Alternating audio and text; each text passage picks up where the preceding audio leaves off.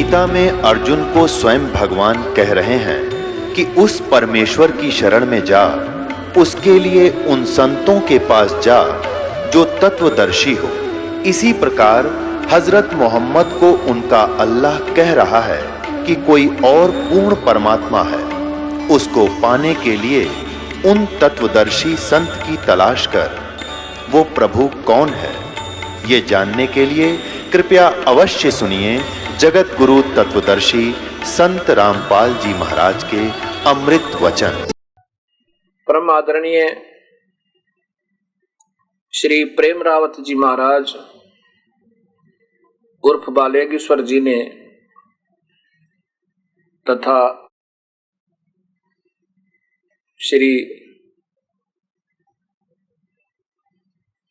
सतपाल जी महाराज आदरणीय संत तथा इनके पिताजी व पूज्य गुरुदेव जी ने श्री योगीराज परम संत श्री हंस जी महाराज ने हृदय में प्रभु की रोशनी को, परमात्मा का स्वरूप और सतगुरु के अंदर दर्शन हो जाना, इसको ये आत्म साक्षात्कार और प्रभु का साक्षात्कार मानते हैं। अंदर आवाजों का सुनना ये प्रभु की उपलब्धि, खेचरी मुजरा लगाना, जीभ तालू से लगाने की चेष्टा करना, उसे अमृत क्रिया कहते हैं। आंखें दबा करके रोशनी दिखाना, ये प्रकाश क्रिया कहते हैं। और स और हैं दो हिस्सों में बांट के हंस नाम का मंत्र बताते हैं और कहते हैं उस हृदय में विद्यमान प्रभु के पास जाओ, उसको देखो, उसके दर्शन करो, हृदय की भूख मिटाओ। वो सच्चिदानंद है। सच्चिदानंद की परिभाषा आपको पहले भी मैंने बताई, इस दास ने पहले भी बताया समाज को कि सच्चिदानंद किसे कहते हैं। सत्य चित आनंद, इस मन का अर्थात इस जीवात्मा सहित इस मन का, इस चित्त का अच्छा आनंद, यानी जिसको अच्छा लगे और जिसको देखकर ये प्रसन्न हो, उसको सत्य चित आनंद कहा।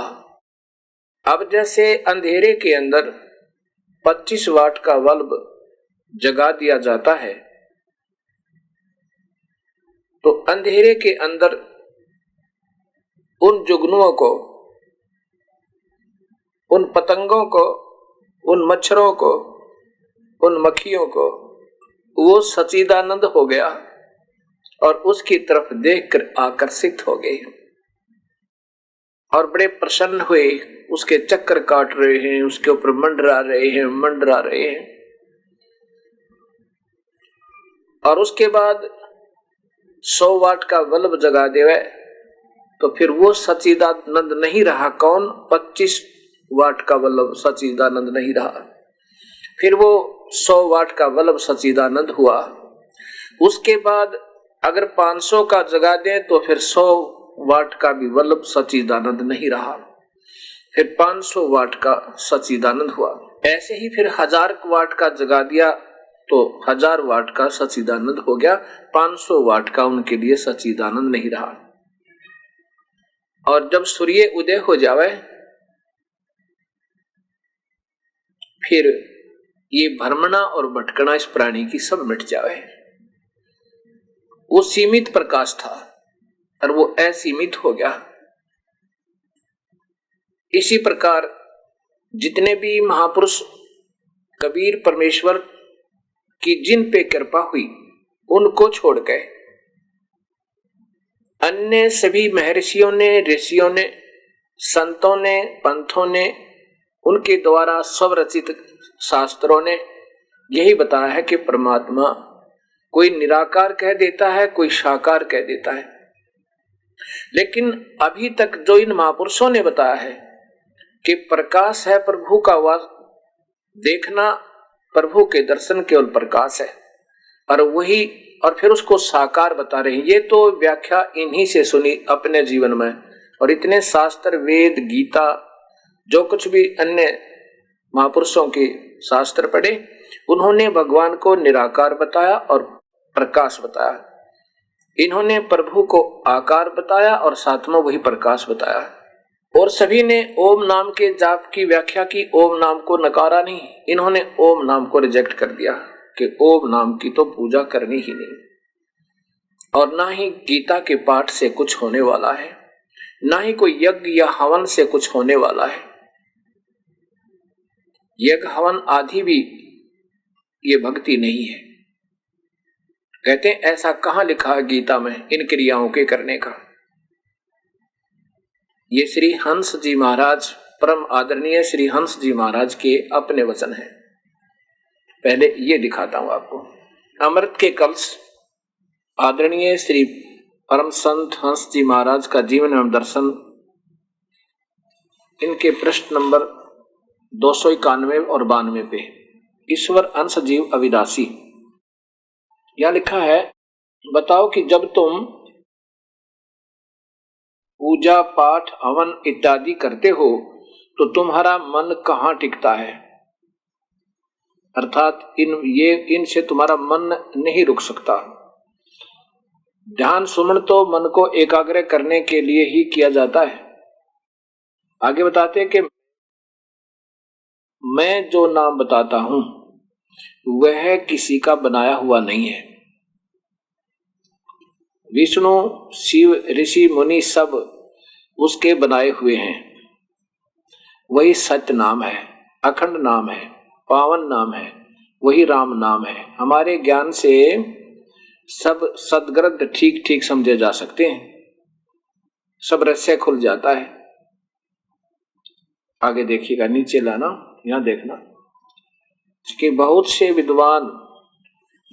विद्वान ओम को भगवान का सच्चा नाम कहते हैं, परंतु ओम तो बैखरी वाणी का विषय है, अर्थात ये तो बोल के सिमरन होता है, इसकी ये नहीं सुमन का नाम। और फिर आगे प्रश्न नंबर इसी के प्रश्न नंबर 452 और 53 पे है, ये देखिएगा, ये 452 है। और नीचे गीता का पाठ करने वाले पाठ में ही ज्ञान अथवा भक्ति समझते हैं, और राधे कृष्ण कहने अथवा भगवान श्री कृष्ण जी की मूर्ति की पूजा आरती करने में ही अपना भला समझते हैं, किंतु ऐसा करने के लिए तो गीता में कहीं नहीं लिखा है। गीता का पाठ करने का गीता में कहीं नहीं लिखा है। अभी दिखाऊंगा गीता में कहाँ लिखा है। ऐसे ही रामायण का पाठ करने वाले, राम राम रटने और राम भगवान की प्रतिमा का पूजन ध्यान करने को वेदों का स्वाध्याय करने वाले, ये देखिएगा, वेदों का स्वाध्याय करने वाले ओम ओम की ध्वनि लगाकर गायत्री जाप करने तथा यज्ञ हवन को भक्ति या ज्ञान कहते हैं, समझते हैं। विचारने की बात तो यह है कि इन सब बातों से किसी का सच्चा हित हो भी रहा है क्या? ऐसा ही करते रहने से मनुष्य योनि के सच्चे ध्येय तक पहुंच ही जाएंगे क्या? भगवान श्री कृष्ण ने अपने परम भक्त अर्जुन को ऐसा ही करने के लिए आदेश दिया है। हाँ, जबकि इन सभी बातों में से कोई भी ऐसी साधन नहीं है जो कि युद्ध करते हुए किया जा सके। अब ये देखते जाना इन महापुरुषों की विलक्षण बुद्धि के सोच। कहते हैं, क्या युद्ध में तुम ओम नाम जप सकते हो? क्या युद्ध में तुम हवन कर सकते हो या गीता का पाठ कर सकते हो? ऐसा कहां लिखा है भगवान ने गीता में? इससे सिद्ध होता है इन्होंने गीता को पढ़ा भी होगा तो मेरे ख्याल में विचार नहीं किया होगा। अब गीता में 18वें अध्याय में लिखा है कि अर्जुन, जो गीता जी का पाठ और सच्ची श्रद्धा के साथ करता है वो मुझे प्राप्त होता है, इसमें कोई संदेह नहीं। और फिर ये बताते हैं ध्यान लगाओ, हृदय में पहुंचो। ध्यान लगाओ, हृदय में पहुंचो, आंखें बंद कर लो, कान मूंद कर बैठ जाओ, घोर तप करो। फिर ये युद्ध में कर सकते हैं। हृदय में अगर ध्यान लगा कर बैठ के युद्ध में फिर युद्ध कर सकते हैं क्या? भगवान ने ऐसा ही कहा उसमें। अब ये इतना जटिल ज्ञान बना दिया इन अपनी अपनी सोच के आधार पर महापुरुषों ने। ये थी तब पुण्यात्मा। यदि इनको ये सच्चा ज्ञान कोई संत मिल जाता, क्योंकि ये युगों युगों से ऋषि है, महापुरुष थे, तभी तो इतना मेहनत की भगवान के लिए। पर बबूल बीज के आम के स्थान पे उसकी कितनी मेहनत करो, कितनी उसका सिंचाई और उसका सुरक्षा करो, आम नहीं लग सकते। यही इनके साथ हुआ।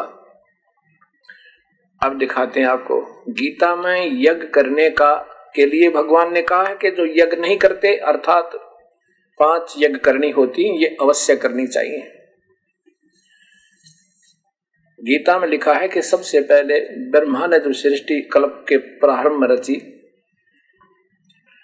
उसमें सब प्रजा से कहा था कि तुम शास्त्र अनुकूल वेदों अनुसार वेदों को पढ़ के सुना था कि भगवान का आदेश है सब यज्ञ करो। जो प्रभु ने तुम्हें दिया है तुम्हारे भाग्य में, उसमें से यदि कोई कुछ हिस्सा प्रभु के नाम पर यज्ञ हवन धर्म नहीं करता तो वो चोर प्राणी है। अब देखो, हर एक चीज को हमने समझना पड़ेगा विधिवत। कोई तो केवल हवन हवन और ओम नाम के जाप को ही अंतिम उपासना बता रहे हैं। हमने ये सारी ही मिलकर करनी पड़ेंगी, तब बात बनेगी। कौन कौन सी? यानी प्रमाणित शास्त्रों का स्वाध्ययन भी, जैसे वेद, अब संक्षिप्त में वेद ही गीता बन गई, और साथ में प्रणाम भी, दान भी, यज्ञ भी, हवन भी। यज्ञ 5 प्रकार की होती है। एक यज्ञ है धर्म की, दूसरी यज्ञ है ध्यान, तीसरी यज्ञ हवन की, चौथी यज्ञ प्रणाम और 5वीं यज्ञ ज्ञान की। ज्ञान है संतों के विचार सुनना और प्रमाणित एथेंटिक रिकॉर्ड जैसे गीता जी। अगर ब्रह्म साधना करनी है तो गीता जी का पाठ नित्य करना चाहिए। लेकिन केवल पाठ नहीं, गीता में भगवान ने यह भी कहा कि ओम नाम का जाप पूरे संत लेकर करना। नाम एक बीज है, उपदेश एक नाम एक बीज है, और ये 5 यज्ञ उसमें सहयोगी हैं, जैसे सिंचाई, खाद, पानी, ये यज्ञ है।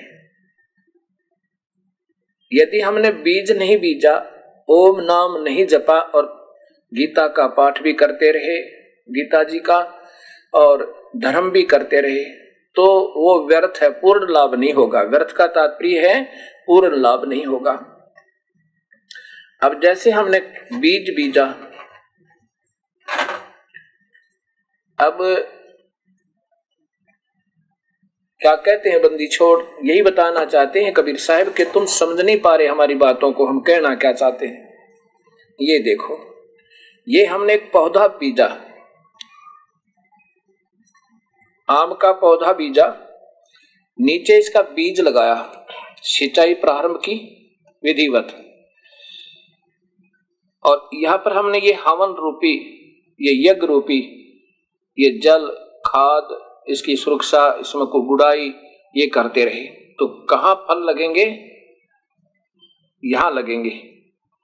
ये अक्षर पुरुष एक पेड़ है, निरंजन वाकी डाल, निरंजन ये काल है, अक्षर पुरुष ये ब्रह्म, और परब्रह्म ये परब्रह्म है।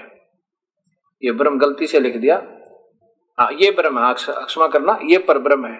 ये परब्रह्म है, अक्षर पुरुष ये तना है, और ये ब्रह्म है, ये डार है। और फिर इस डार के 3 शाखाएं हैं, ब्रह्मा विष्णु महेश, और फिर आगे इन्हीं से उत्पत्ति इन देवताओं की है, जहां पर ये टहनी और छोटी शाखाएं होगी, टहनियां होगी। अब गीता जी के 3रे अध्याय में लिखा है कि जो यज्ञ नहीं करते, ये तो 5वें अध्याय में लिखा है कि उल्टा लटका हुआ एक वृक्ष है अर्जुन। अब इसमें सीधा बीजा हुआ पौधा, भक्ति रूपी ढंग से भक्ति करने का तरीका है, अपनी भक्ति रूपी पौधे का जड़ की सिंचाई करनी है, और फिर इनसे इन टहनियों का फल लगेंगे, ब्रह्मा विष्णु महेश के, और फिर आगे छोटी छोटी टहनियां के।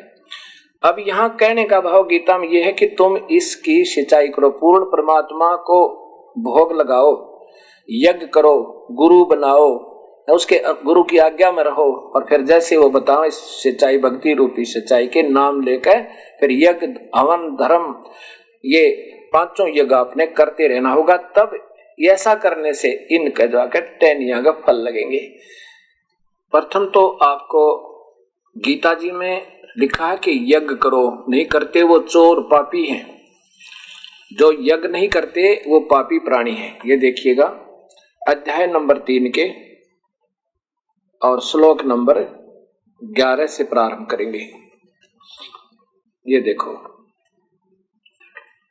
अध्याय नंबर 3 के श्लोक नंबर 11, इस यज्ञ के द्वारा देवताओं को उन्नत करो, वे देवता तुम लोगों को उन्नत करें। इस प्रकार निस्वार्थ भाव से एक दूसरे को उन्नत करते हुए तुम लोग परम कल्याण को प्राप्त होगे। आगे देखना, इसमें स्पष्ट कर दिया। इसकी संस्कार देखना थोड़ी सी। इष्टान भोगान ही व देवा दास्यन्ते यज्ञ भाविता। इष्ट देव को, सबका इष्ट देव केवल कबीर परमात्मा है। अब ये 14-15 श्लोक आपको बताएगा। इसी में इष्टान भोगान यानी भोग तो लगाना पूर्व परमात्मा को, नियमत उसके करना है, और फिर फल देंगे ये टहनी और पत्ते, यहाँ के तीनों लोक के भगवान और ये देवता हमें फिर लाभ देंगे जब हम मूल पूजा करेंगे। यज्ञ के द्वारा देखो, यज्ञ के द्वारा बढ़े हुए देवता यानी धर्म धार्मिक कर्म, जैसे भक्ति रूपी बीज में पौधे में पानी डाला अर्थात पूर्ण परमात्मा की भक्ति की, और उसके साथ साथ यज्ञ किए, तब वो टहनी यानी ब्रह्मा विष्णु महेश में पूर्ण लाभ देंगे। यज्ञ के द्वारा बढ़ाए हुए देवता तुम लोगों को बिना ही मांगे ही इच्छित भोग निश्चय ही देते रहेंगे, क्योंकि उनकी जड़ में पानी डाल दिया, पौधे को अपने प्रफुल्लित होना है। उन देवताओं के द्वारा दिए हुए भोगों को जो पुरुष इनको बिना दिए अर्थात जो तुम्हारे को भगवान ने पैसा दे रखा उसमें से नहीं दान धर्म करते भोगता है, तो वो चोर है।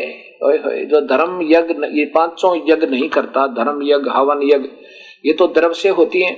बाकी ज्ञान यज्ञ और ध्यान यज्ञ, प्रणाम यज्ञ, ये वैसे होती हैं। तो ये 2 यज्ञ, दान और हवन, दान धर्म यज्ञ दान में आ जाती है। ये ऐसा नहीं करते तो वो चोर हैं। और श्री हंस जी कहते हैं ये नहीं करनी चाहिए। गीता में कहाँ लिखा है? अब 13वां श्लोक देखो आगे, ये 13वां श्लोक है।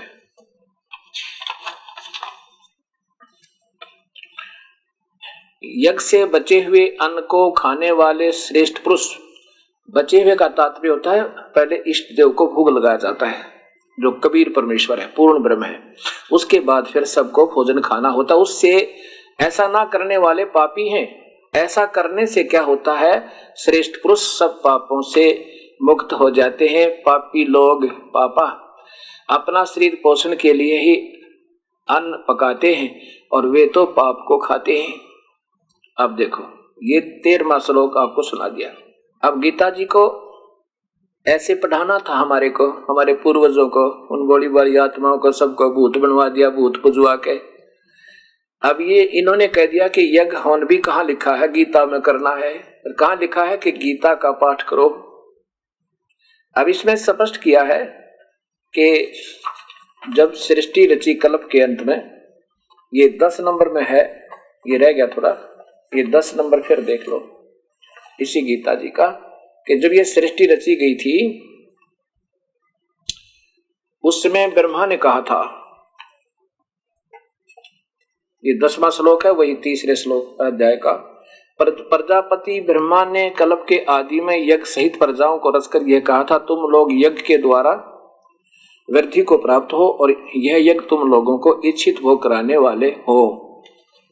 अब मैं आपको यही बताना चाहता हूं कि अब अध्याय नंबर 3 के श्लोक नंबर 10 में ब्रह्मा ने बताया कि तुमने यज्ञ अवश्य करनी चाहिए, यज्ञ के द्वारा देवताओं को उन्नत करो। अब जैसे आपको दिखाया था कि ऐसे करो, और ये यहाँ क्या समझते हैं ये नादान लोग कि देवताओं को उन्नत करो अर्थात देवताओं की भक्ति करो, तो इसलिए इन्होंने अनजानों ने ये पौधा उल्टा भिजवा दिया, ये ऐसा भिजवा रखा है अपने सब भगत समाज पे। इन गीता में पढ़ा कि इन देवताओं को उन्नत करो, इनकी पूजा करो, ये टहनी तक गटो दी इसमें गमले में अर्जड़ करवा दी ऊपर ने, ये देखियो, यानी पूर्ण ब्रह्म की साधना ना करवा के ये जड़ तो ऊपर को करवा दी छोटे से पौधे की। अब ये तो सूख जाएगा, सबका सूख गया भक्ति रूपी पौधा, ऐसे गलत साधना शास्त्र विरुद्ध साधना करने से। इस श्लोक को गीता जी के 3रे अध्याय के 11वें श्लोक को पढ़कर ये उल्टा पौधा करवा दिया अनजानों ने। अध्याय नंबर 3 के श्लोक नंबर 11 में कहा कि यज्ञ के द्वारा देवताओं को उन्नत करो, वो देवता तुम लोगों को उन्नत करें, इस प्रकार एक दूसरे को उन्नत करते हुए तुम लोग परम कल्याण को प्राप्त हो जाओगे। साथ में इसमें आगे लिखा कि ओम नाम का जाप भी करना है, कहीं यज्ञ ही करते रहो या गीता जी का पाठ ही पाठ करते रहो, यानी इन सबको मिला के करना है। अकेली यज्ञ नहीं, अकेला हवन नहीं, केवल पाठ ही नहीं, ऐसा नकारा किया है। कबीर साहब ने ऐसा नकारा किया था कि तुम केवल गीता का पाठ करते रहते हो, मूल नाम जप नहीं रहे। इन नादान संतों के कहते हैं ब्रह्म तक की साधना ओम नाम भी नहीं जप रहे हो, ये तुम्हें हानिकारक होगी। इसी से वह दुश्मन बना दिए उन वक्त गुरुओं ने, अंधे गुरुओं ने भोली जनता को। कहा कि ये तो तुम्हारे देवताओं को बुरा बताता है, ये तो तुम्हारे देवताओं के अपने देवताओं की पूजा नहीं करने से मना करता है, ये तो श्राद्ध निकालने से मना करता है, फिर अपने पितर स्वर्ग में क्या खाएंगे। अब जिस स्वर्ग में दूध नहीं, जिस स्वर्ग में पानी नहीं, तो वो स्वर्ग कहां से हुआ नादानो, ये भी ना सोचा। अब अध्याय नंबर 3 के श्लोक नंबर 12 में किया है कि यज्ञ के द्वारा बढ़े हुए देवता तुम लोगों को इच्छित भोग निश्चय ही देते रहेंगे। उन देवताओं के दिए हुए भोगों को जो पुरुष उनके दिए बिना अप्रदाय उनको दिए बिना भोगता है वह तो चोर ही है। उनको कैसे देना ये आगे आएगा इसी अध्याय में। अब 13वां, ये मैंने 12वां श्लोक सुनाया, अभी आपको दिखा भी था। 13वें में लिखा है कि यज्ञ से बचे हुए अन्न को, यज्ञ से कैसे बचता है कि पहले हम जब भी कोई प्रारंभ करते धार्मिक अनुष्ठान, सबसे पहले परम पिता के नाम तक प्रसाद निकालते हैं और उसको उनके निमित्त उनकी फोटो के सामने या अपना कहीं रख दो, उसको निमित्त मान के, और फिर उसका वितरण किया जाता है। वो भोग पहले प्रभु को लगाया, उस पूर्ण परमात्मा को,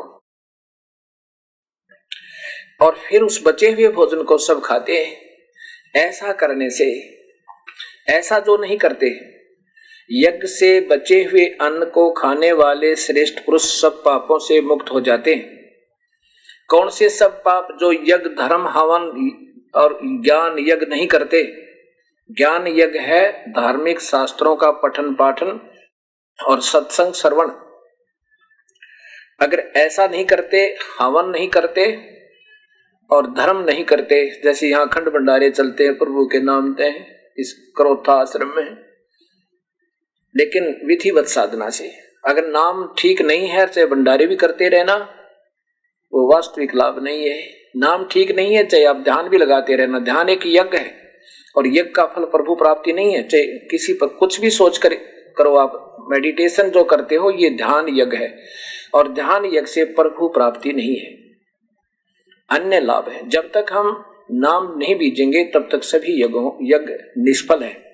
नाम सही हो तब उस जड़ में पानी डालने से, यानी ये धर्म, ध्यान, हवन, ज्ञान, ये सभी यज्ञ करते रहने से तो वो उन पापों से मुक्त हो जाते हैं जो ना करने से पापी कहलाते। वो तो चोर हैं जो ऐसा नहीं करते, ऐसा लिखा है। उस पाप से बच जाएंगे, मुक्त हो जाएंगे जो ये धार्मिक अनुष्ठान ना करने से उन्हें पाप लगने थे, उन सब पापों से मुक्त हो जाएंगे। ये सभी पापों से नहीं, उन पापों से जो धर्म आदि, जो हवन नहीं करते, यज्ञ नहीं करते और ये धार्मिक पठन पाठन नहीं करते शास्त्रों का, प्रमाणित शास्त्रों का, वो चोर लिख रखा है। वो तो पाप को ही खाते हैं, वो पापी लोग पाप ही को खाते हैं। जो हवन यज्ञ, धर्म यज्ञ, ज्ञान यज्ञ, गीता का पाठ, ब्रह्म तक साधना करने वालों को और पूर्ण परमात्मा की साधना करने वाले को कबीर साहब की वाणी का पाठ, उसमें वेद भी, गीता और वेद एक ही है, उनमें सभी का सामूहिक पाठ हो जाता है और पुराणों का भी पाठ हो जाता है। हमारे पास एक कबीर साहब ने, अर्थात उन्हीं की प्यारी आत्मा गरीबदास जी ने एक ऐसी रमेणी बनाई है जिसमें 18 पुराणों का और वेद शास्त्र गीता का, गीता जी का और पूर्ण सूक्ष्म वेद का एक ही 15 मिनट में उसका पूर्ण पाठ हो जाता है और इतना अजब ढंग से होता है, कमाल है। आप देखना उसको, जब यहाँ आओगे नाम लेने के लिए आप सारी उम्र याद रखोगे।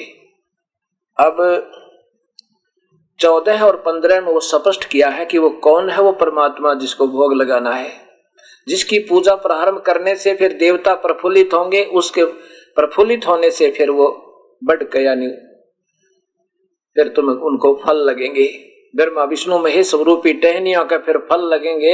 वो कैसे, कौन है वो भगवान, कौन है वो जड़? अध्याय नंबर 3 के 14-15 श्लोक में लिखा है कि संपूर्ण प्राणी अन्न से उत्पन्न होते हैं। अन्न की उत्पत्ति वृष्टि से होती है, वृष्टि यज्ञ से होती है।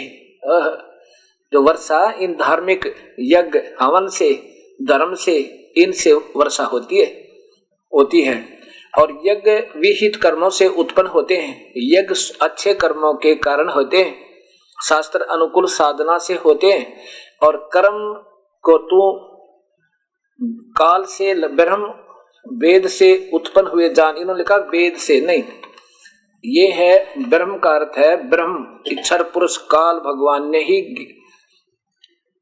क्योंकि हम काल के लोक में फंसे तो इस काल ने हमें कर्म लगाए। ये देखिए अध्याय नंबर 3 का और श्लोक नंबर 14 और 15। संपूर्ण प्राणी अन्न से उत्पन्न होते हैं। अन्न की उत्पत्ति वृष्टि से होती है, वृष्टि यज्ञ से होती है और यज्ञ विहित कर्मों से उत्पन्न होने वाले हैं कर्म समुदाय को। तो यहाँ पर देखो, इन्होंने ब्रह्म उद्भव, ब्रह्म का अर्थ है काल, ब्रह्म से उत्पन्न हुए, क्योंकि ये सब कर्म वेदों का उच्चारण काल ने ही किया, यानी उस ब्रह्म से ये कर्म बनाए हुए ब्रह्म के हैं, पूर्ण परमात्मा के, अर्थात ब्रह्म से उत्पन्न हुए और ब्रह्म को अविनाशी परमात्मा से उत्पन्न जान। ब्रह्म समझो, विद तस्मात् माने उसी से, से सिद्ध होता है कि सर्वव्यापी। अब देखो, सर्वव्यापी ब्रह्म, यहाँ ब्रह्म माने परमात्मा, वहां ब्रह्म माने परमात्मा समझ लो, परमात्मा माने ये ब्रह्म न लगाए, यहाँ पर ये ब्रह्मोद्भव यानी ब्रह्म से, परमात्मा से, यहाँ का ब्रह्म परमात्मा है 21 ब्रह्मांड का, और ब्रह्म को यानी इस परमात्मा को तो अविनाशी परमात्मा से, जैसे 3 भगवान बताए ना, उस अविनाशी परमात्मा से, वास्तव में अविनाशी परमात्मा से उत्पन्न हुआ जान। और तस्मात् माने इससे सिद्ध होता है कि सर्वगतम ब्रह्म नित्यम यज्ञ प्रतिष्ठम। ये देखो, इससे सिद्ध होता है कि सर्वगतम ब्रह्म, सर्वव्यापी परमात्मा वासुदेव, वासुदेव कबीर परमेश्वर है, वो पूर्ण ब्रह्म है। सर्वगतम ब्रह्म नित्यम यज्ञ प्रतिष्ठित है, अर्थात वो ही उसको भोग लगाया जाता है, वो है यज्ञ में प्रतिष्ठित। और अधियज भी वही है। आगे यदि अधियज भी आएगा आपके लिए सुनने में गीता जी में, वही सर्वगतम ब्रह्म यानी पूर्ण परमात्मा। ये ब्रह्म तो बता ही रहा है, कोई और परमात्मा है। और वही नित ही यज्ञ प्रतिष्ठितम, वही यज्ञ में प्रतिष्ठित है, अर्थात उसी के निमित्त सब भोग लगा के उसी को साक्षी रख के धार्मिक अनुष्ठान किए जाने चाहिए।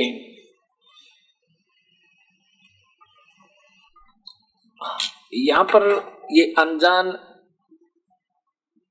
मेरे जैसे अनजान संत आपको यहाँ भ्रमित करेंगे कि इन संत इस दास ने केवल अध्याय नंबर 3 के 14-15 तक श्लोक बताकर छोड़ दिए, आगे नहीं बताया। आगे ये क्या बता लिखा है इन्होंने, अब थोड़ा सा समझना पड़ेगा इस बात को। अर्जुन ने पूछा है, प्रभु आपने कर्म और अकर्म करके 2 प्रकार से बताया कि कर्म मार्ग और संन्यास मार्ग। एक तो कर्म मार्ग, एक संन्यास मार्ग, इनमें कौन सा श्रेष्ठ है? तो भगवान ने बताया कि भाई देखो, कर्म मार्ग, कर्म योग और संन्यास योग, कर्म संन्यास। कर्म योग तो वो होता है जो गृहस्थी व्यक्ति घर में रहे, बाल बच्चों के साथ रहे, और ये सब यज्ञ हवन धर्म अतिथि सेवा सदाचार सबके साथ प्यार से रहना और गुरु बनावे और भक्ति करे, उनके लक्षण तो ये बता दिए 16 तक। अब 16 और सुनाऊंगा। 17वें श्लोक में 3रे अध्याय के गीता जी के 3रे अध्याय के 16वें श्लोक में अभी बताऊंगा। और 17वें में ये कहा है उन कर्म सन्यासियों को जो बाल बच्चे छोड़कर घर से बाहर निकल गए और जंगल में रहते हैं, कहते उनके लिए फिर कोई कर्म नहीं है, वो तो अपने एक ईश्वर पर आश्रित हो गए, नाम ओम ले लिया और अपना हरदम उसका सिमरण करते रहते हैं और उस ईश्वर के लौ में लगाए रहते हैं। उनके लिए फिर कर्तव्य कर्म कोई नहीं। जब घर ही छोड़ गए तो फिर भंडारा काय का करेंगे वे, और काय का फिर हवन करेंगे? वो तो अपना बैठ के ईश्वर के चिंतन में ओम नाम का जाप कर रहे हैं। ठीक है, अब कहा कि दोनों ही व्यक्ति, गीता जी में पूछा भगवान से अर्जुन ने कि इन दोनों में से कौन सा अच्छा है? भगवान ने कहा कि यदि उनकी वे ऑफ वर्शिप, यदि उनकी विधि शास्त्र अनुकूल है पूजा की, वेदों के अनुसार, वेदों में ओम नाम और गृहस्थी के लिए ये 5 यज्ञ अति आवश्यक है। कर्म सन्यासी जो घर छोड़ के बाहर चले गए और पूरा गुरु बना कर ओम नाम का जाप करे, उसके लिए फिर ये यज्ञ नहीं, उसने अपना चिंतन करना होता है बस। उसके लिए ये यज्ञ कर्तव्य नहीं, उनके लिए नहीं है। अब यहाँ ये फंसाएंगे आपको, उलझा देंगे, क्योंकि उलझाने का तो इन्होंने ठेका ले ही रखा है।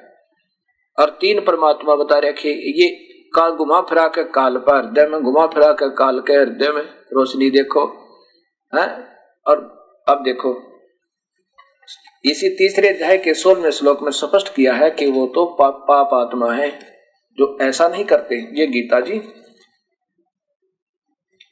अब इसी के अध्याय नंबर 3 के 15 तक मैंने सुना दिया कि पूर्ण परमात्मा ही ये यज्ञ में प्रतिष्ठित है। अब 16 में देखो, हे पार्थ, जो पुरुष इस लोक में इस प्रकार परंपरा से प्रचलित सृष्टि के कर्म के अनुकूल नहीं वर्तता, अगर यज्ञ हवन आदि नहीं करता, जो बाल बच्चेदार है, कर्तव्य अपने कर्तव्य का पालन नहीं करता, वह इंद्रियों के द्वारा भोगों के रमण करने वाला पाप आयु व्यर्थ ही जीता है। पाप आयु अघायु हो पाप आत्मा है, वो तो व्यर्थ में जीवित है अगर यज्ञ हवन धर्म आदि नहीं करता है तो। अब देखो, अब यहां उलझाएंगे, ये आपको उलझा सकते हैं। अध्याय नंबर ये 17 देखो, 17 वही 3 का है।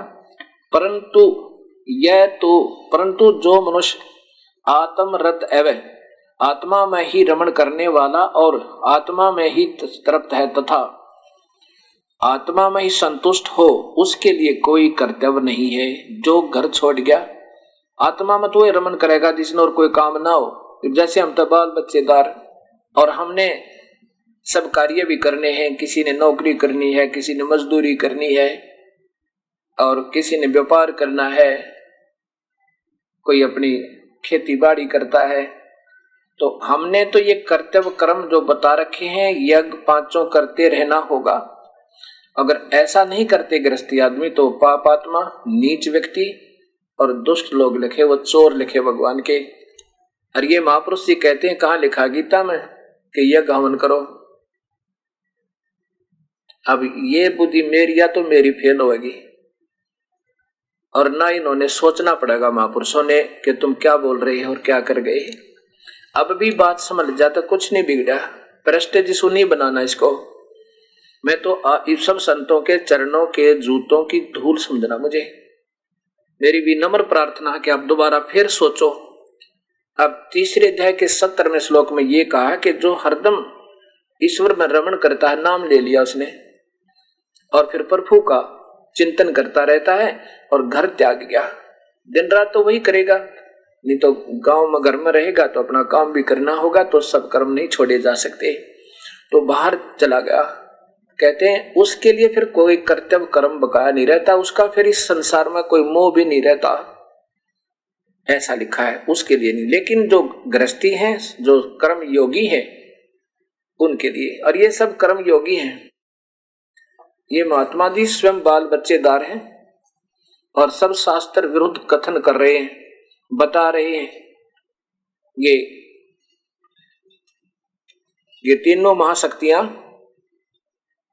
ये इनके पूज्य से पिताजी योगीराज परम संत श्री हंसराज जी, और ये इनके छोटे पुत्र श्री प्रेम रावत जी बाल योगेश्वर, और ये आदरणीय श्री सतपाल जी महाराज। इन सब की यही थ्योरी है। गीता कुछ बता रही है, ये बता रहे हैं कि ओम नाम का जाप भी नहीं करना है। अब ये नहीं कि ये गलत, ये अपने दृष्टिकोण से तो बहुत अच्छा कर रहे हैं, तभी तो इतनी मेहनत करते हैं, दिन रात सत्संग करते हैं, जगह जगह जाकर के प्रवचन करते हैं। तो यहां कहते हैं बिना विवेक संत जो बनते वो फिर बात नहीं बनती। विवेक करना पड़ेगा, पहले सोचना पड़ेगा, इन शास्त्रों को फिर लेना पड़ेगा हमने। तो यहां ऐसा कहा, ये यहां उलझा सकते हैं आपको कि देखो गीता में लिखा है कि जो हरदम आत्मा में रमण करता, हरदम कैसे रमण कर सकते हो आप? आपने तो बच्चों की शादी भी करनी है, उनकी शिक्षा भी करवानी है, तो उस कमी को पूर्ति करने के लिए ये पांचों यज्ञ करनी होंगी आपने। तो ऐसे ये आगे फिर लिखा 18वें में लिखा कि उस महापुरुष का तो ना कोई कर्म करने में कोई प्रयोजन है, और कर्मों न कर्म करने से और न कर्म न करने से ही कोई प्रयोजन रहता है, क्योंकि उस संपूर्ण प्राणियों में इसका किंचित मात्र भी स्वार्थ संबंध नहीं रहता। वो तो उसके लिए जो दो मार्ग बताते हैं, कर्म योग और कर्म संन्यास, लेकिन उसमें बताया है कि कर्म संन्यासी से कर्म योगी बाल बच्चों में रहता हुआ व्यक्ति ज्यादा श्रेष्ठ है। ये भी बताया, क्योंकि कर्म सन्यासी को अभिमान हुए बिना रह नहीं सकता और वो पार कभी नहीं हो सकता। यदि उसमें अभिमान ना हो तो वो दोनों एक जैसी उपलब्धि करते हैं। बाल बच्चेदार भी बाल बच्चेदार कैसे उस सन्यासी जैसी उपलब्धि करेगा? ये पांचों यज्ञ करता रहेगा, अन्यथा नहीं करेगा। ये हवन भी करना है, धार्मिक भंडारे भी गुरु आज्ञा से, उन्हीं की आदेश से जहां वो कहे वैसे करवाना है। और हवन कैसे करवाते हैं हम? सुबह शाम जोत लगाओ, ज्योति अच्छा घी डालो 100 ग्राम पक्का, और 100 ग्राम डालो शाम ने, नहीं तो कुछ जितना भी डालो 50 ग्राम कुछ तो डालो, लेकिन एक बार करके देखो, मालिक की दया है, भंडारे भर देगा आपके मालिक। और फिर सुबह के हम नित्यनेम बताते हैं, यानी नित्य पाठ, वो पौन घंटा में हो जाते हैं, वो करे। हवन हो गया और ज्ञान यज्ञ होगी, मंत्र हो गए, ज्योत जले। दोपहर को किसी टाइम भी मतलब कर सकते हैं। एक और हमने 3 हिस्सों में वैसे बांटा है इसको कि एकदम ज्यादा ना हो जाए।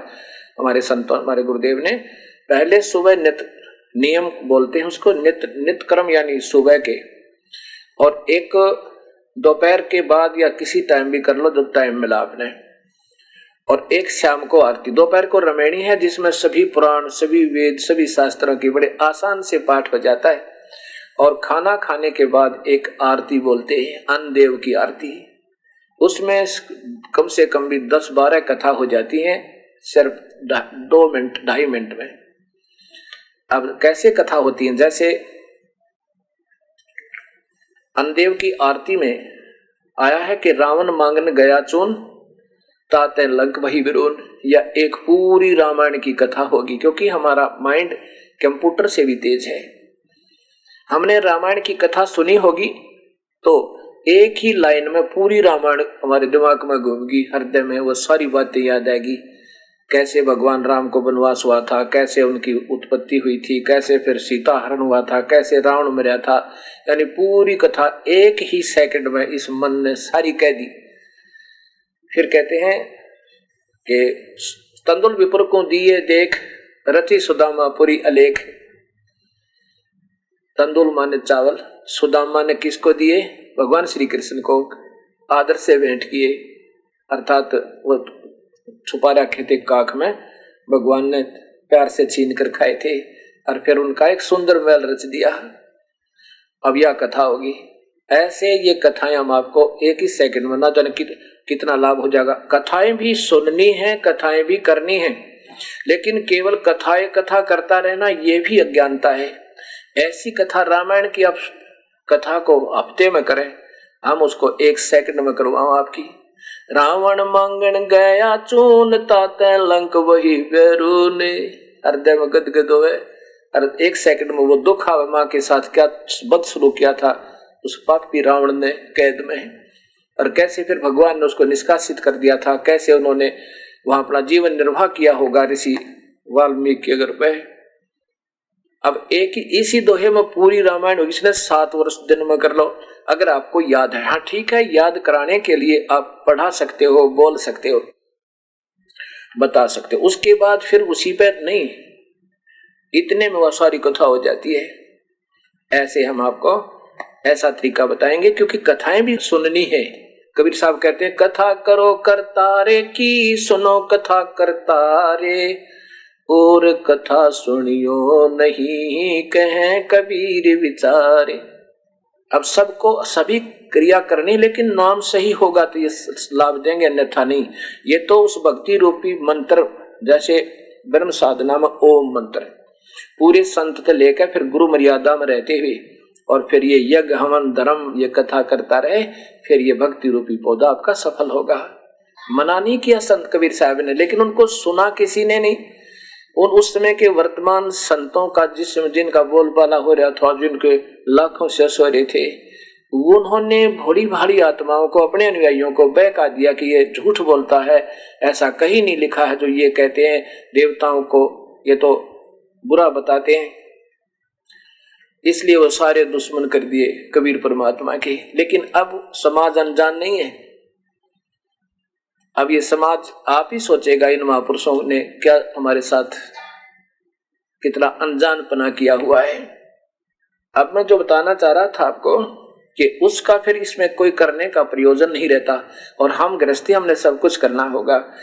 आगे फिर 19वें में लिखा कि अर्जुन तू तो तेरे लिए आदेश करता हूं, तू गृहस्थी है।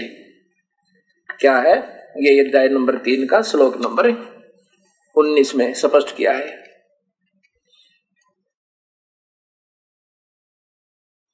अध्याय नंबर 3 का ये श्लोक नंबर 19। इसलिए तू निरंतर आसक्ति से रहित होकर सदा कर्तव्य कर्मों को भली भांति करता है। तू तो करता रहे, जैसे मैंने पहले बताया गहन आदि, क्योंकि आसक्ति से रहित होकर कर्म करता हुआ मनुष्य परमात्मा को प्राप्त होता है। परिभाषा प्रभु की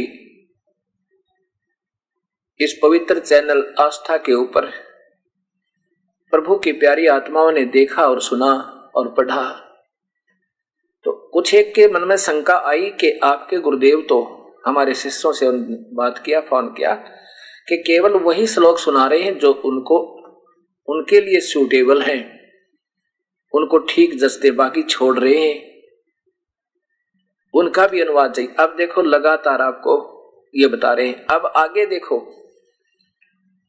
कि इसी प्रकार पहले समय में जनक जैसे महापुरुष भी ऐसे यज्ञ हवन किया करते थे, और ऐसे तुम करते रहना अर्जुन, इनको त्यागना नहीं।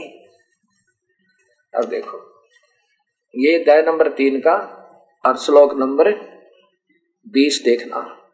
अध्याय नंबर 3 और ये श्लोक नंबर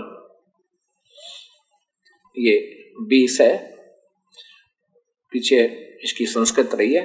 जनकादिक ज्ञानी जन भी आसक्त रहित कर्म द्वारा ही परम सिद्धि को प्राप्त हुई, अर्थात वो भी यज्ञ युग किया करते थे। इसलिए लोग संग्रह को देखते हुए भी कर्म करने को ही योग्य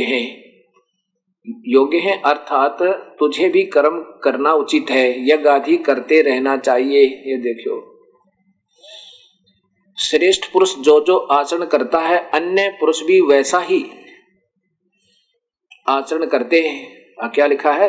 तो वह जो कुछ प्रमाण कर देते हैं, समस्त मनुष्य समुदाय उसी के अनुसार वर्तने लग जाता है। ये आप देख सकते हो, ये गीता पढ़ भी सकते हो। अब आपको जो बताना चाहूंगा ये बताता हूं। इसी का प्रमाण भगवान आगे कह रहे हैं कि अर्जुन, तीनों लोकों में मुझे कोई काम करने की आवश्यकता नहीं, और कोई ऐसी चीज नहीं है जो मुझे प्राप्त ना हो।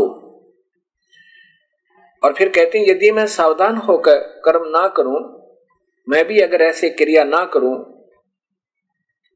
तो सभी मनुष्यों ने मेरा ही अनुसरण करना है।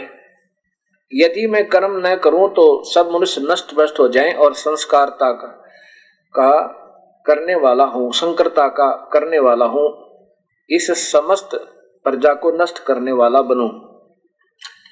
अब यहां इसका तात्पर्य है भगवान का कहने का कि जो शास्त्र के जानने वाले व्यक्ति हैं, जिन्होंने शास्त्रों को पढ़ा है, उन्होंने ये विधिवत साधनाएं प्रारंभ कर देनी चाहिए।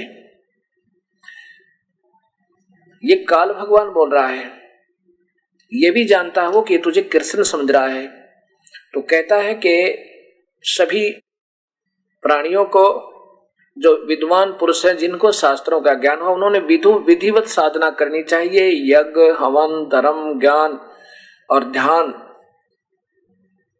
ये पांचों यज्ञ करनी चाहिए। ध्यान का अर्थ नॉट मेडिटेशन। जैसे हाड़ी बीजे धुन पंथी से बतरावे, उसमें खंड पड़े नहीं ऐसे ध्यान लगावे। जैसे हाली हल जोत रहा है और उसने रास्ते के साथ साथ अपने हल को ले जा रहा है, अपने खेत में बीज बीज रहा है, और उसकी लंबाई लगभग 200 फुट हो जाती है, 1 एकड़ की। रास्ते के साथ साथ चल रहा है और साथ में कोई अतिथि आ जाता है, वो रास्ता पूछ रहा है कि मैंने उस गांव में जाना है, क्या ये रास्ता ठीक है? हाली बीज छोड़ रहा है हाथ से। एक पहले हाथ से बीजने का एक पाइप सा होता था, उसको ओरना बोलते हैं हरियाणा में। उसमें से थोड़ा थोड़ा बीज छोड़ते रहते हैं ऐसे ऐसे करके, और हाली जो होता है बीज बीजने वाला, उस अतिथि, उस पंथी रास्ते चलते व्यक्ति से बोल रहा है, उसको बता भी रहा है और अपना बीज भी छोड़ रहा है। उसको कह रहा है कि इधर जाना, वहां आगे ऐसे मिलेगा और वहां ऐसे होगा और सामने चले जाना, वो सीधा रास्ता है। और साथ में अपने बीज को छोड़ रहा है थोड़ा थोड़ा करके हाथ से। ऐसे ये है वो ध्यान यज्ञ। अपना काम भी करे और प्रभु में ध्यान रखे। ये ध्यान, ऐसा ध्यान लगाओ। नाम जपे, जब तो नाम जपना ही जपना है। और जब कोई शारीरिक काम हो, मानसिक काम हो, तो उस समय ऐसा आपकी, जैसे आपको बताया था कि आप तिजोरी में 50,000 रुपये रख जाओ और कहीं 1000 किलोमीटर दूर चले जाओ, और वहां जाकर आपको याद आए कि आपने तिजोरी का ताला खुला छोड़ दिया, उस अलमारी का। आपको याद आवे कि मैं तो 50,000 रुपये लोन लिया था, कर्ज लिया था किसी पे, गरीब व्यक्ति ने, और जिसमें वो 50,000 रुपये रखे थे उस अलमारी को खुला छोड़ दिया गलती से। 1000 किलोमीटर जाके याद आवे, आप बाहर चले जाओ और फिर आप उस अपने कार्य को कर रहे हो, रिश्तेदारों से बात भी कर रहे हो, लेकिन आपका ध्यान उस अलमारी से नहीं हटता। हृदय में कसक बनी रहती है, बात भी कर रहे हो और कसक, ये ध्यान है। मान लीजिए आप नाम नहीं जप पाओगे, किसी से बात करें, लेकिन उस समय भी आपका ध्यान रहे कि ये संसार आसार है और यहाँ से हमने जाना है, अपने परमात्मा सतलोक में रहते हैं, वहां से ठाठ है, वहां जाकर कभी मृत्यु नहीं होती, वहां तेज पुंज का शरीर है, 5 तत्वों का शरीर नहीं है, हमारा फिर जन्म मरण नहीं होगा, कुत्ते गधे सुअर नहीं बनेंगे। ये फिर ये चिंतन है, ये दिस इज द मेडिटेशन, इसको सहज समाधि कहते हैं। ये ध्यान है, ये ध्यान यज्ञ बताते हैं। आंखें बंद कर हृदय में जाओ, ध्यान लगाओ घंटों बैठ कर। तो युद्ध में क्या ध्यान लगा सकते हैं? जैसे महापुरुष जी ने अभी टिप्पणी दी। तो अब ये कहा है कि जो विद्वान पुरुष हैं वो शास्त्र अनुकूल साधना करें और फिर उनका अनुसरण ये अन्य लोग करें।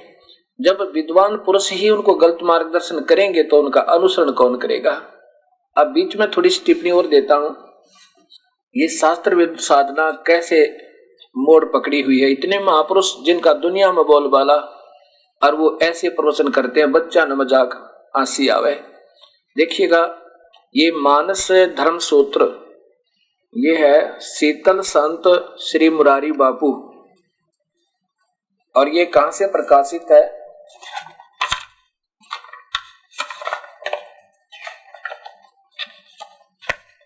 देखते जाइएगा। ये शीतल मानस धर्म सूत्र शीतल संत मुरारी बापू, ये इनके द्वारा, इनके आश्रम से रचित है। और ये मुरारी बापू जी का अपने कर, ये देखिएगा, मानस धर्म सूत्र, कथा सतल, उदयपुर राजस्थान, और पूर्ण आधारित शीतल संत पूरी मुरारी बापू जी। अब इसके 104 पृष्ठ पर देखो आप, ये देखो 104 पृष्ठ पे, 204 पृष्ठ पे, और यहां देखिएगा क्या कहते हैं। मेरे पास एक प्रश्न आया है आज कि बापू, हम उपासक तो हनुमान जी के हैं परंतु सौपन भगवान कृष्ण के आते हैं, ऐसा क्यों? और क्या उत्तर दिया महात्मा जी ने? ऐसा तो होना ही चाहिए। तुम हनुमान को भजो और सपना कृष्ण का न आए तो समझना कि तुमने हनुमान का भजन ठीक से नहीं किया। सपना कृष्ण का नहीं आए तो समझना कि तुमने हनुमान का भजन ठीक से नहीं किया। हनुमान को भजो क्योंकि हनुमान भी कर्मचारी और कृष्ण भी कर्मचारी हैं। हनुमान भी गिरधारी और श्री कृष्ण भी गिरधारी हैं। दोनों ही गिरधारी हैं, दोनों की बहुत बनती हैं। राम अवतार में हनुमान जी नीचे रहे और राम ऊपर बैठे, तो कृष्ण अवतार में कृष्ण नीचे बैठे रहे और हनुमान ऊपर बैठे, ध्वजा में हनुमान रहे, दोनों अलग नहीं है। अब ये अटकलें हैं महापुरुषों की। अब कितनी प्यारी व्याख्या की है मुरारी बापू जी ने। क्या कह रहे हैं कि तुम हनुमान की पूजा करो और भगवान जी गीता जी के साथ में अध्याय से 12 से लेकर और 23, 24, 25 तक आप पढ़ कर देखिएगा श्लोक नंबर। उसमें कहा कि मुझ ब्रह्म को छोड़कर जो आन उपासना करते हैं, ब्रह्मा विष्णु महेश तक की जो पूजा करते हैं, उनसे नीचे के जो हनुमान जी आदि तो बहुत नमन सतर पा गए। हनुमान जी तो आप राम भगत थे बेचारे, और वो कब कहा करते मेरी पूजा करो? वो कभी नहीं कहते थे। एक भक्त और एक भक्त की पूजा करे, ये क्या की समझदारी। ऐसी भक्ति सतर गिर गया। अब कहना तो महात्मा जी ने चाहिए था। गीता जी में कहा कि जो मेरी पूजा नहीं करते वो राक्षस स्वभाव के लोग, राक्षस स्वभाव के दुष्कर्तिन, बुरे काम करने वाले, मूढ़ मूर्ख, मनुष्यों में नीच, अर्जुन मुझे नहीं बचते। चलो आप मान लीजिए गीता जी श्री कृष्ण जी ने कही, मान लीजिए, तो यहाँ कृष्ण जी ही कह रहे हैं कि जो मुझे नहीं बचते और दूसरी पूजा करते वो पापी आत्मा, दुष्ट, नीच, मूर्ख, यानी ब्रह्म बोल रहा है वैसे तो। और ब्रह्म ने कहा कि तीनों गुणों की पूजा तीनों गुणों द्वारा जिनका ज्ञान हर लिया, यानी अपना ही यहाँ का सुख देकर यहाँ भ्रमित कर रखे हैं इस तीन लोक के सुखों में, उनके द्वारा जिनका ज्ञान हरा जा चुका है, वो पापी पाप आत्मा राक्षस स्वभाव को धारण किए हुए मनुष्यों में नीच पापी मूर्ख, वो अर्धन मुझे नहीं बचते। ये 7वें अध्याय का 12 से लेकर अभी आपको केवल 15वां श्लोक सुनाता हूं। अध्याय नंबर 7 का 14 और 15 देख लो। अध्याय नंबर 7 है ये, और श्लोक नंबर, वैसे तो यहां से है ये 14 देखो, क्योंकि यह अलौकिक अर्थात अति अद्भुत त्रिगुणमयी मेरी माया, रजगुण ब्रह्मा, सतगुण विष्णु, तमगुण शिव जी, मेरी माया बड़ी दुस्तर है। नीचे देखो, मेरी माया बड़ी दुस्तर है, जो मुझको ही निरंतर भजते हैं वे इस माया को उल्लंघन कर जाते हैं, अर्थात ऊपर उठ जाते हैं। देखो अब 15वां देखो नीचे, ये श्लोक नंबर 15 है। माया के द्वारा, उसी त्रिगुणमयी माया के द्वारा जिनका ज्ञान हरा जा चुका है, असुर स्वभाव को धारण किए हुए नराधमा मनुष्यों में नीच, ये देखिएगा, दूषित कर्म करने वाले मूढ़ लोग माम मुझको नहीं बचते। कितनी उपमा दी है भगवान ने अन्य साधना करने और करवाने वालों को। दुष्कर्तिन, ये तो दुष्कर्म बताए, बुरे कर्म है, जो हनुमान आदि की पूजा, श्याम जी आदि की पूजा, ब्रह्मा विष्णु महेश तक की पूजा को दुष्कर्तिन मूढ़ लोग मूर्ख। और यहाँ देखो, माया के द्वारा जिनका ज्ञान हरा जा चुका है, त्रिगुणमयी माया असुर स्वभाव को धारण किए हुए, असुर स्वभाव को राक्षस लोग मनुष्यों में नीच, हे मालिक, और ये दुष्कर्तिन है, ये आन उपासना हनुमान जी की पूजा करना और करवाना, मूढ़ मूर्ख लोग मुझको नहीं बचते।